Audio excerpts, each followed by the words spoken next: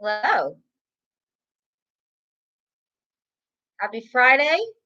Welcome to the distance. Um, this is Atlanta Track Club's online resource for lots of tools and tips during this extended period of social distancing. My name is Alissa Palladino. I am a registered dietitian and avid runner based here in Atlanta. And the third week, I'm coming at you live from my kitchen. And this is the third installment of this weekly nutrition series where we're going to be addressing all sorts of different nutrition topics that are relevant to you as runners and walkers, specifically focused on how healthy eating has been impacted during the coronavirus, some opportunities and also some challenges. Today's topic, we're going to be diving into how the immune system, so nutrition and immunity, and I'm going to be demoing a simple recipe, the ingredients of which you can probably see laid out behind me here. Before I get into today's nutrition topic, a non-food related message. My snazzy shirt here. Yes, the iconic Peachtree Road race has been postponed this year until November, but that doesn't mean that you can't train in style. So there's lots of really great gear available on the Atlanta Track Club website. And I'd also like to encourage you all to run with Mod today. So try to log your 2.23 miles of walking or running in his honor. All that said, we will kind of get started with today's topic. It's a few minutes after noon, and I'm going to be monitoring the comments on the side here. So please, as we go along, if you have comments, if you have questions, if you're watching live, please put them on, and I'll try my best to respond as we go. So, nutrition and immunity. Immunity is a really hot topic, understandably, right now, because, in this era of the coronavirus pandemic, we're all really thinking about how we can stay as healthy as possible and kind of looking at whether our lifestyle habits, including our food choices, how they may impact our immune system and our risk of getting COVID-19. And so, yes, I will say nutrition, like physical activity, like sleep, like stress, nutrition does impact your immune system. But there isn't any single nutrient or food that single-handedly is going to, boost your immune system or prevent you from getting COVID-19 or cure COVID-19. So definitely, I want to make sure you understand to be very wary and very cautious when you hear those types of things, because it's not accurate. It could be dangerous. And, if you're going down the path of purchasing a supplement, it can end up being really expensive too. So, there's no single nutrient or no single food that can boost your immune system. It doesn't work that way. All that said, there are kind of ways that you can adapt your eating pattern and focus on foods that are naturally rich in certain nutrients that do play a role in supporting a strong immune system. And so I'm going to give you some great examples of that today. And the key thing here is that the foods that are naturally rich in the nutrients that support a healthy immune system are full of all sorts of other beneficial compounds and have an overall health promoting effect on us. So these are foods that we want to be incorporating into our diet anyway. And you may already be doing that, okay? So it's not about hyper-focusing or overdosing on a single food or nutrient, but kind of looking at that overall eating pattern and that balance. So when it comes to nutrition, the two kind of main targets we're talking about with the immune system, one is going to be our antioxidants, and the other is going to be looking at our gut microbiome. So I'll start with antioxidants. And you probably have heard that term before. It's thrown out a lot, and it's for good reason, because antioxidants play really important roles in all sorts of aspects of our health and in preventing disease. So they are compounds that work at the level of our cells and our DNA to prevent damage that would otherwise lead to disease. So we definitely want to make sure we're eating foods that are rich in antioxidants. And I don't mean like taking a supplement pill of one of these antioxidants, because what the antioxidants are that you're going to find in food are actually vitamins and minerals. So specifically vitamin C, vitamin A, vitamin E, and then the mineral zinc. So the best way to incorporate these antioxidants into your body is by eating a diet rich in foods that naturally contain them. So vitamin C, that's going to be naturally found in all sorts of citrus fruits and citrus fruit juices. So we're thinking like oranges, we're thinking tangerines, we're thinking grapefruit, those little cutie clementines, really great sources of vitamin C. And you're not going to worry about overdosing on that vitamin if you're getting it from foods. Also, your berries, especially your strawberries, are really rich sources. Some other fruit like tropical fruit, pineapple, papaya, mango, other melons like cantaloupe. Definitely also some vegetables, so cauliflower, kale, broccoli, bell peppers, really, really high. So lots of great foods that are, of course, also giving you lots of other benefits as well, lots of dietary fiber. So we want to make sure we're eating a lot of these vitamin C rich foods. And side note, as runners and walkers and active people, if you are at all concerned about your iron status, which plays a really important role in transporting oxygen around your body and having energy for your workouts. When you're eating plant-based iron, it is better absorbed with a food source of vitamin C. So that's always a good thing to think about. If you're trying to get your iron from, say, spinach, and you pair that with some strawberries or some citrus, you're going to absorb it better. I'm trying to think if there's any other vitamin C rich foods that I might be forgetting that some of you might enjoy. I don't know if I mentioned Kiwi. Amari saying hi, good afternoon. Good, hi. Thanks for tuning in live today. I don't know if anything I mentioned is something you're probably already eating. Maybe you're already eating on a regular basis. Maybe you're already having strawberries in your, in your smoothie or in your yogurt every day. You have a glass of orange juice every morning. So if so, you're doing well with your vitamin C. Your next antioxidant is going to be vitamin A, which is, when it's the plant form, is called beta carotene. And the easiest way to think about what foods contain vitamin A is to think about the orange pigmented fruits and vegetables. So sweet potatoes, carrots, pumpkin, that the beta carotene or the vitamin A is actually responsible for that orange pigment. But it's also found in green vegetables, so like broccoli and spinach, and that orange color is masked by the chlorophyll that turns it green. So the orange isn't the only kind of sign that it's going to be a good source. There's also some dried fruit like apricots that have vitamin A, or fresh. You could get fresh apricots as well too. And then it is going to be found in fortified dairy milk and in eggs as well. And interestingly, vitamin A is one of the fat-soluble vitamins. Vitamin C is a water-soluble vitamin. So with vitamin A, it is better absorbed with a fat source. So like, let's say we take spinach as an example again. Spinach salad, it's going to be your vitamin A or beta carotene. If you top that spinach salad with, say, an olive oil-based salad dressing, which has fat in it, or you top it with some nuts or some seeds, you're going to absorb the vitamin A from that spinach better than if you used a fat-free dressing or if you didn't add nuts or seeds. So a good tip when you're sort of thinking about building a balanced salad is make sure there's a fat source. You can fully absorb all the nutrients, including that vitamin A. All right. The next antioxidant, and this is another fat-soluble vitamin, is vitamin E.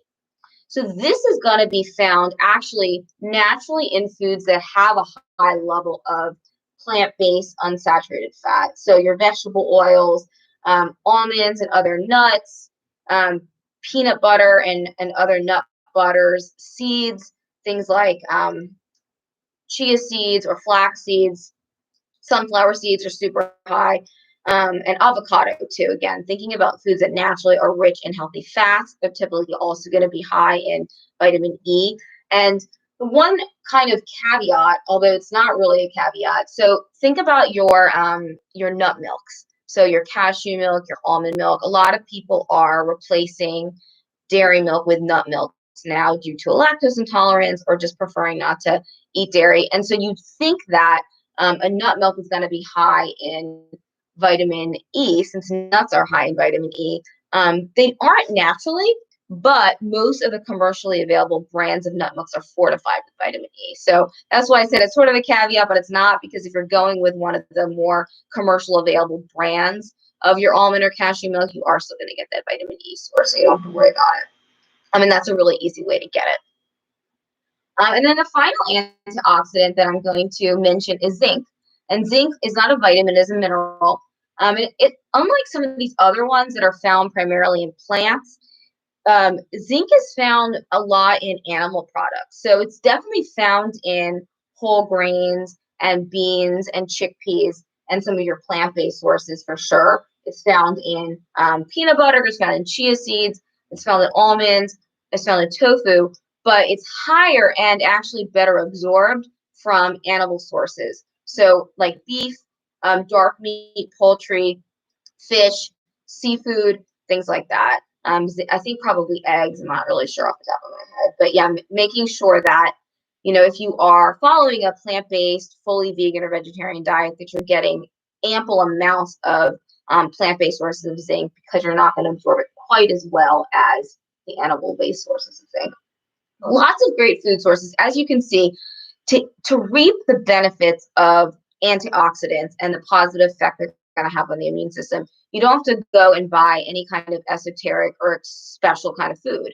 It's really just nutritious, whole, minimally processed foods that really already should be part of a health promoting balanced diet. So just kind of making sure you're focused on that.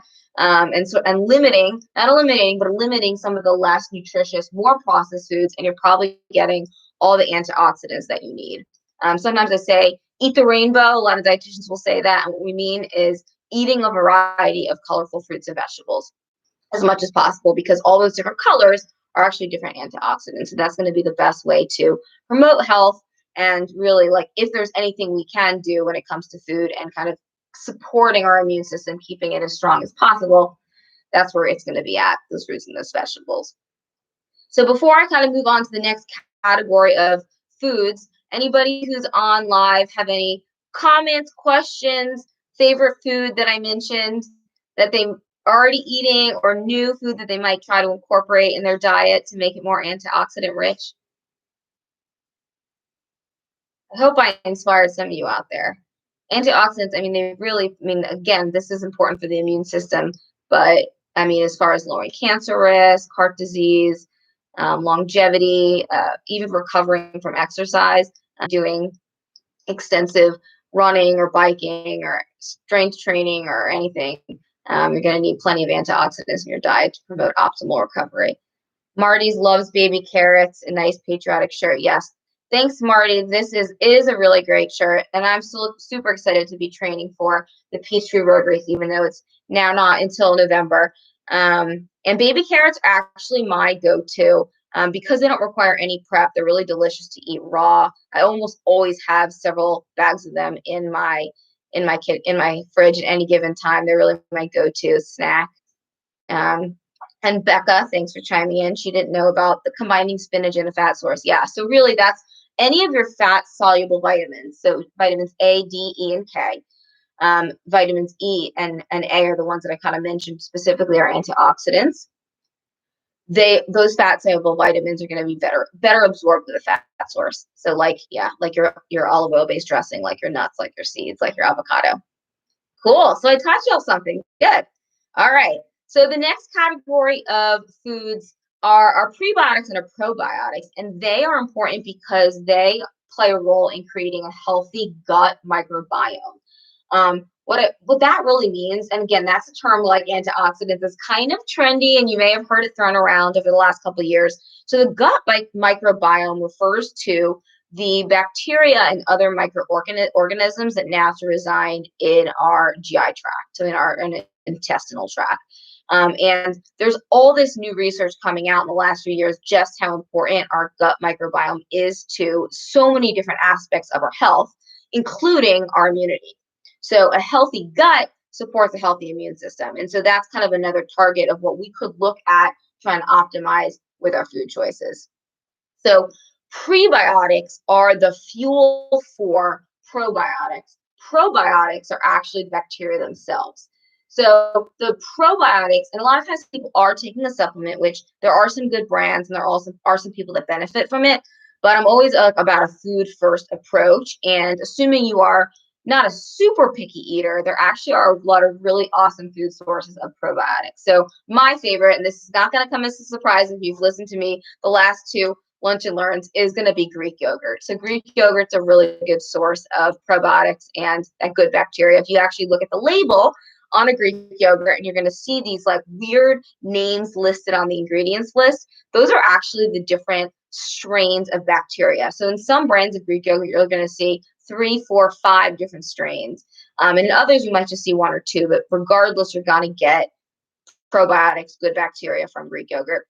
Aged cheese is also another really delicious and easy way to eat those probiotics. So like your hard cheeses like Parmesan, also cheddar, Gouda, Gruyere, those are going to give you those good probiotics. And then any kind of fermented food. So if you're open to kimchi, kombucha, tempeh, which is fermented soy or tofu, kefir, which is kind of like a drinkable yogurt.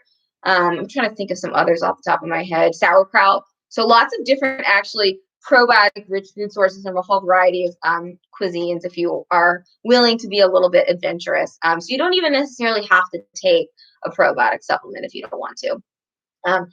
And then when we're talking about those are foods that would actually be consuming probiotics, but we also want to make sure we're giving fuel for the good bacteria that's already in our digestive tract. So that means eating foods that are rich in prebiotics. And those are basically going to be like our fiber-rich foods. So a lot of vegetables naturally contain prebiotics, particularly artichokes and asparagus are ones that are often kind of like touted to be rich in prebiotics, and fruits as well. And again, like with our antioxidants, this isn't about eating really weird, esoteric, hard to find foods. Apples and bananas are actually 2 fruits that are really high in prebiotics. And so a lot of you probably already have those fruits in your kitchen, or you're planning to buy them on your next trip to the grocery store. So yeah, really great way to get those prebiotics, that fuel for the probiotics, and keep your gut healthy. Also, garlic, onions, and leeks. So those kind of aromatic compounds that add a lot to a flavor to when we're cooking. And I mean, I can't imagine cooking without garlic and onion. It's just everything. And leeks, oh, so good. So those are going to be really great sources of prebiotic fibers as well. And then some of your other fiber-rich foods. So flax seeds and other seeds and oats and other whole grains. So again, not super crazy foods that you may already be consuming. So even without trying, if you are focusing the majority of your food choices on these whole nutrient-dense, minimally processed foods, you're probably getting all the micronutrients and all the pre and probiotics you need to really optimize your immune system and kind of keep yourself healthy. Let's see if there's any more comments before I move on to my little recipe demo. New food, Amari says, the new food I'm experimenting with trying for antioxidants are purple sweet potatoes. Yeah, I love that. It's really fun to try different colored versions of produce. So purple sweet potatoes, purple carrots, purple cauliflower. The pigment that's responsible for the purple color is actually a different antioxidant. I'm blanking on the name right now, and I'm sure I'll butcher it if I try to say it live. But just know that, yeah, the more colors you can get in your diet, the more you're going to get all these different phytochemicals and antioxidants. And so the more positive health outcomes you're going to have. Hi, Michelle. Do you have to eat the prebiotics at a certain time, or does it just including them in your diet help with the absorption? Did everyone hear that? That's a really great question. Do you have to eat the prebiotics, so the fuel for the probiotics, at certain times, or does just including them overall in your diet help with absorption? I don't know 100% about the timing. My best guess would be that the timing is not that important, and that you could just kind of spread out those foods throughout the day and then kind of incorporate them on a regular basis. Like, for example, I wouldn't say you absolutely have to eat a prebiotic rich food with a probiotic rich food in order to like optimize it, because thinking about like digestion, it's sort of a process where the food is going from, your mouth, your esophagus, into your stomach, your small intestines, your large intestines, which is where the probiotics are. the food's going to kind of travel at a different rate depending on how much you eat and what kind of you're pairing with your meal or your snack. And so there's kind of no way to know exactly when it's going to arrive in your colon or your large intestines anyway. So my best guess would be just make sure you're consuming those foods on a regular basis and don't worry too much about the exact timing. That's a good question though, especially because in the case of, say, our iron absorption or vitamin C or vitamin A absorption with our fat, it actually, the timing does matter. So that's a good question. All right, let's move on to the recipe demo. As you can probably tell from what I have laid out here, I am going to be making a smoothie. And like with any recipe that I will probably ever recommend, either to an individual client or live in this forum, it's simple. It's simple and it's customizable, because that is what I am all about, kind of making nutrition accessible and doable and practical for all of you. So the smoothie recipe that I'm going to demo includes a food, each of which is going to be rich in one of the specific immune supporting nutrients we discussed. So there's kind of a method to my madness as far as what I put in this smoothie today, but I will address substitutions and know that, yeah, I mean, you can customize this based on what you like to eat, what you happen to have on hand. If you're making a big batch of this smoothie for your family, you can think about what your kids might like to eat or your significant others might like to eat. And I'm not going to really address specific portions here because they actually don't matter, and everybody needs such different amounts, whether you're having this smoothie for breakfast or a post-workout snack, or just, a mid-afternoon pick-me-up. It might affect kind of what you need and how much you want to have. So I'm just going to kind of focus on the components and explain what nutrient it's rich in, so kind of why I included it in this recipe. I'm going to use this little bottle, which goes into this little smoothie machine, and it's great for making like a single serve smoothie, and then you attach this kind of top on it, and so it's kind of like a grab and go smoothie. So I mean, this is a great breakfast now that we're getting into like the hotter months. Grab and go. We don't have as many places to go as we once did. So maybe you're not taking this in your car in your morning commute anymore. But eventually we'll start going places again, and then it might be nice to have a grab and go smoothie for a meal or a snack. You can also totally make this in like a NutriBullet or a Vitamix or a regular blender, and multiply the portions that you're going to see me demo here, and then use it to serve your whole family or a larger group. Okay, so the first ingredient is going to be, I'm going to go in the order that I talked about the nutrients. So the first ingredient is going to be our berries, because that's going to be our food source of vitamin C. And I'm using frozen berries here, one, because they're great in smoothies. Always keep them on hand because they never go bad, so you don't have to worry about using them quickly. Flash frozen, so just as nutritious as fresh. Vitamin C is particularly high in strawberries, but all mixed berries are going to be a good source. So frozen berries.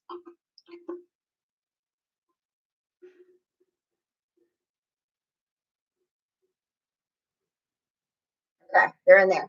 And also your tropical fruit. So mangoes or papaya, you have frozen versions of that. That'd be great in your smoothie too. And again, good source of vitamin C. The next one is vitamin A, and our food source of that is going to be spinach, which I mentioned several times. Spinach also has vitamin C. Nice dark leafy green, plenty of actually some plant-based iron, some even plant-based calcium. It's going to really boost the nutritional profile of any smoothie that you make. So even if you're not specifically trying to make an immune supporting smoothie, it's always a great idea to include some greens. Kale is fine too, although spinach has somewhat of a milder taste. So that's kind of what I tend to go for. For those of you with kids at home, maybe don't tell them you're putting the green in, and they might not notice it. Because once it's all kind of blended together, you don't really taste the spinach. It's a great way to add veggies and add nutrition to a meal or a snack. The next ingredient is going to be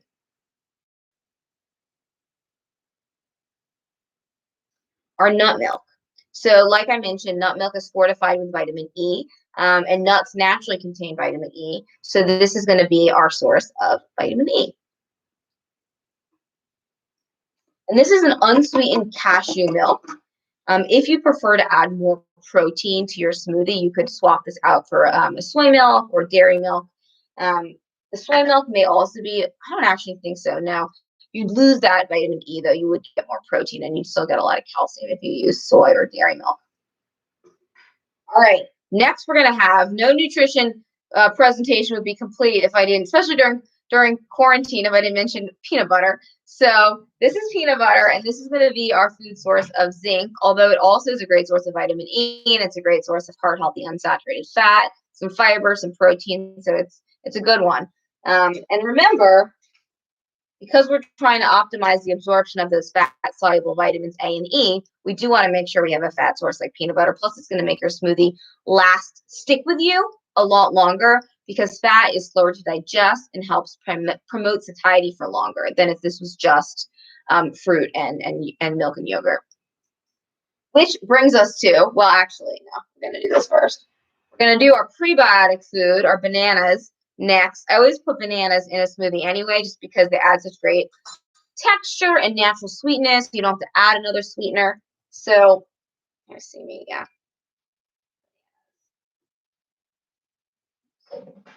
Really runner-friendly food. They're very high in potassium too, which is one of the electrolytes that we lose in sweat. So definitely bananas. And then the final ingredient is going to be my favorite, Greek yogurt. So this is going to be our probiotic rich food. The bananas was our prebiotic. This is our probiotic. And also this is really boosting the protein and the calcium in the smoothie. So if you aren't into dairy and you want to do a protein powder in your smoothie or silken tofu as your protein, that's fine. You're just not necessarily going to get what we're using it particularly today, which is the probiotic. So that good bacteria that's going to promote a healthy gut and thus support your immune system. So put in our Greek yogurt. So it's all in there. We've got our vitamin C from our berries, vitamin A from our spinach, vitamin E from our unsweetened nut milk, zinc from our peanut butter, prebiotics from our banana, probiotics from our Greek yogurt. Now we're going to put the top on, blend it up.